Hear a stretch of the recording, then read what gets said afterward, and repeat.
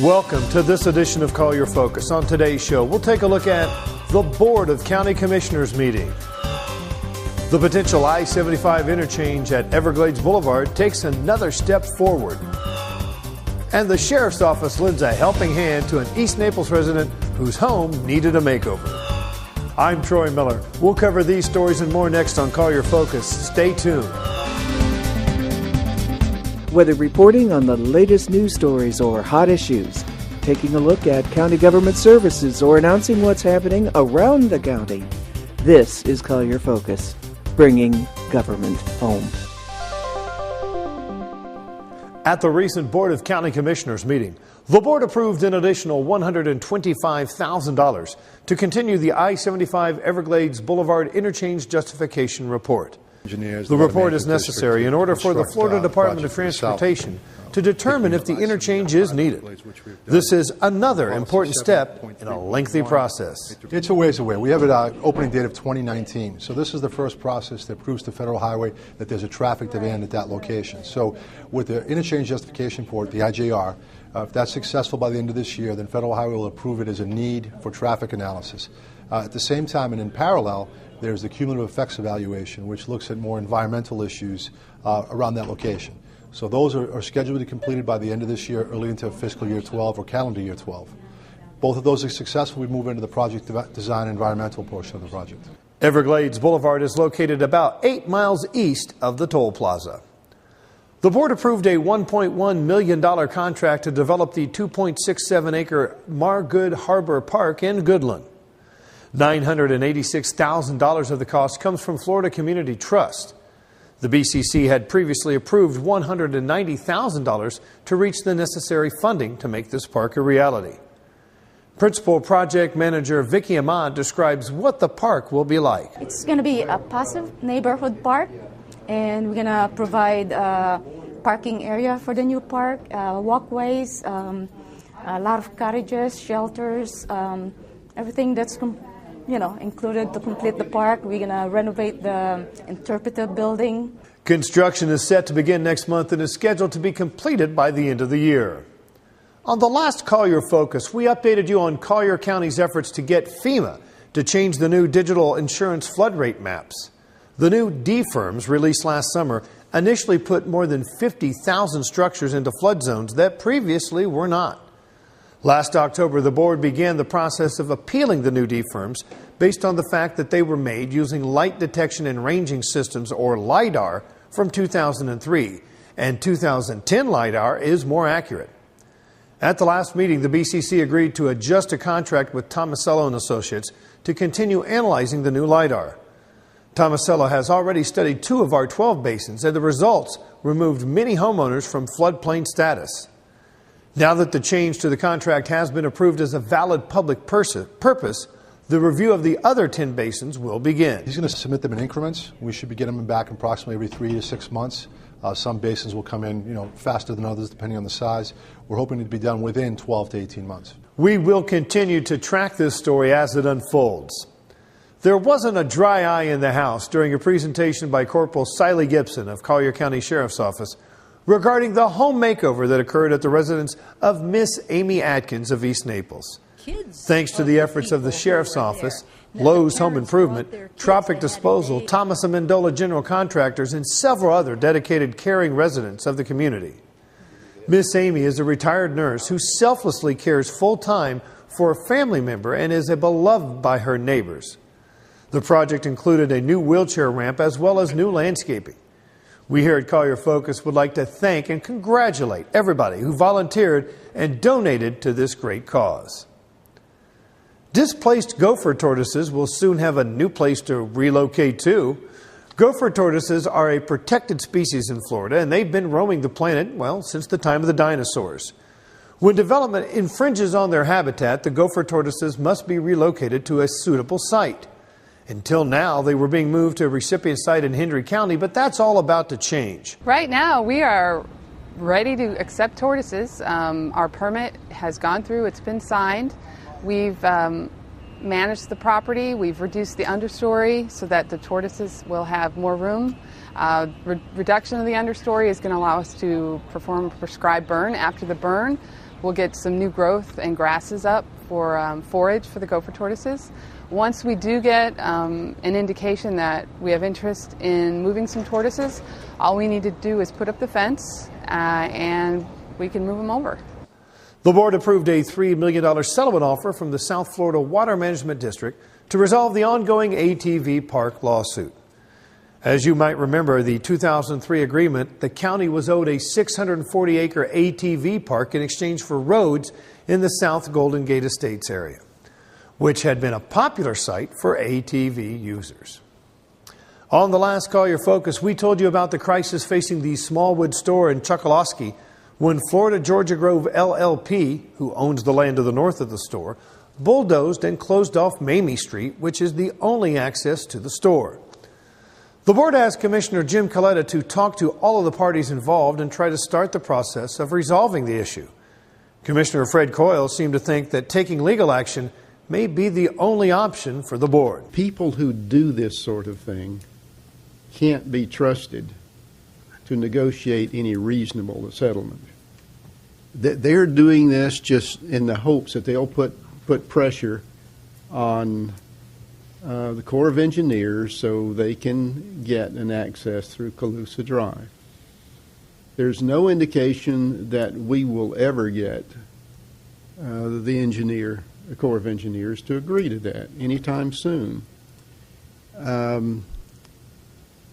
If I had my preferences, I'd slap a lawsuit on these people for damages that would deplete their entire equity in that property as quickly as possible. But I'll do whatever the board asks me to do, but don't ask me to send a pleading letter to these people to be reasonable, because I know they will not. A majority of the board agreed with Commissioner Coyle's argument and directed the county attorney to file a lawsuit against the property owner contingent upon the Smallwood family joining the suit. Well, it's time for a break. When we come back, the annual tourism awards were recently handed out. We'll tell you who the winners are and report on the state of tourism in Collier County. And Marco Island Airport has the groundbreaking for their long-awaited taxiway. All of that and more when Collier Focus continues. Welcome back to Collier Focus. Continuing a policy started last year, selected streetlights in Collier County will be turned off during daylight savings time as a cost-saving measure. The Transportation Engineering Department expects to save $140,000 in electrical energy costs. All streetlights will be returned to normal operations preceding the end of daylight savings time. For further information and a complete list of streetlights that will be turned off, contact the Growth Management Division at 252-8192 or by email at growthmanagement, one word, at colliergov.net. Collier Area Transit, or CAT, phone numbers have changed. The new phone number for information on fixed route services at the Collier Area Transit Operations Transit Facility, located at 8300 Radio Road, is 252-7777, formerly 596-7777. And the new number for paratransit services, that's the transportation services for disabled persons and or the economically disadvantaged who qualify, is now 252-PARA or 7272. Now, route fare and information can also be obtained on the website at colliergov.net/CAT.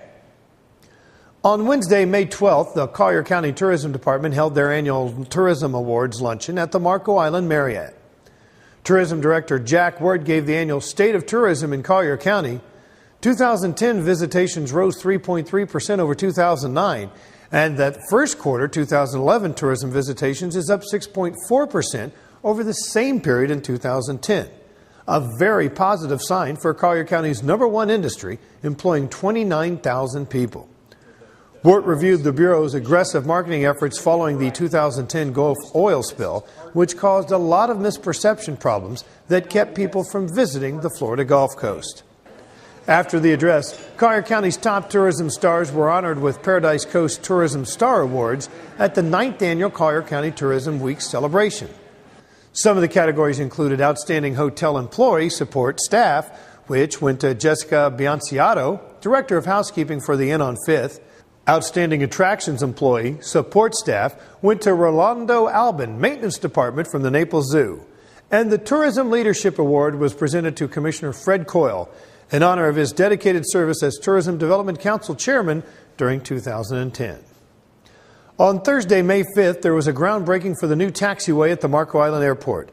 The airport, which has never had a taxiway, means that planes must taxi on the airport's only runway, which can be a safety issue. This is the only airport in the state of Florida and possibly in the United States of America that has a 5,000-foot runway and has no taxiway, which makes it a very dangerous procedure to land as well as take off, because you're both going on the same runway in the opposite directions. And of course there is no tower here to guide people in either. So this is an important safety feature.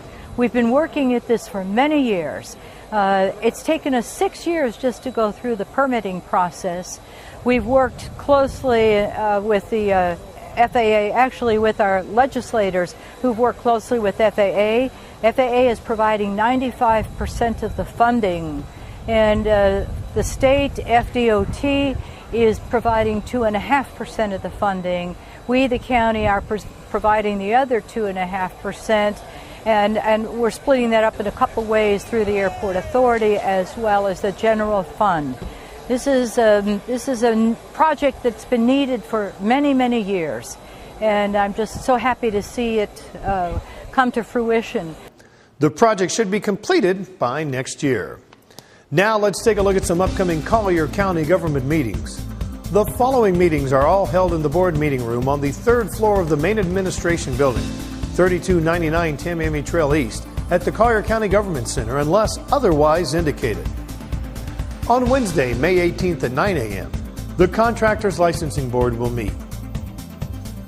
The Collier County Planning Commission will meet on Thursday, May 19th at 9 a.m.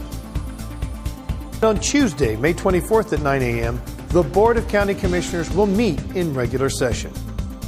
And on Wednesday, May 25th, the Board of County Commissioners and the School Board will have a joint meeting at 9 a.m. For more information on Collier County government or to inquire about other meetings that have been scheduled since the taping of this program, contact the Communication and Customer Relations Department at 252-8848 or via email troymiller@colliergov.net. You can also click on our website at colliergov.net for more information. Well, it's time for a break. When we come back, we'll take a look at what's going on in the county parks when Collier Focus continues. Welcome back to Collier Focus. Now let's take a look at some of the many fun and interesting programs being offered through the Collier County Parks and Recreation Department. After School Adventures offers parents a safe and fun environment for their children when school is not in session. The program is for children from ages 5 to 12 and runs weekdays from 2:40 p.m. to 6 p.m. from January 2nd to June 2nd. The program is available at East Naples, Immokalee, Max Hass, Veterans, and Vineyards Community Parks, and the Golden Gate Community Center. For more information, call 252-4000. The Golden Gate Aquatic Facility offers youth aquatic lessons for children in 5 different levels based on their current abilities. There are several options for dates and times, so if you want more information on schedules and costs, call the Golden Gate Aquatic Facility at 353-7128. If you have arthritis and are looking for a low or no impact exercise, then the Golden Gate Aquatic Facility has the answer for you. Instructors for these classes are all trained by the Arthritis Foundation, and the exercises are specifically designed to give you a good workout with little or no joint impact. Classes are Fridays and Tuesdays from 11 a.m. until noon and are $5 each. If you want more information on the arthritis exercise class, call the Golden Gate Aquatic Facility at 353-7128. If you are interested in quilting, then the Naples Quilting Club is the place for you. They meet every Thursday from 1 to 3 p.m. at the East Naples Community Park, and the cost is free. If you feel like trying the tango, then sign up for ballroom dancing classes.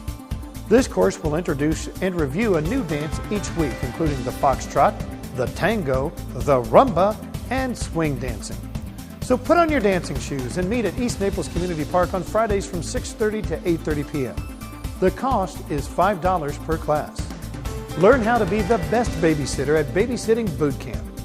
The course is designed to teach all the basics in babysitting, including CPR and first aid training. Participants must be 11 years old and must attend all classes. For more information and costs, call 252-4000. If you're having trouble controlling your canine, then basic dog obedience may be just what you need. Using consistency, repetition, and positive reinforcement, this course helps owners learn how to communicate with their trusted companions. You will also learn handling skills, basic obedience, cues, and verbal commands.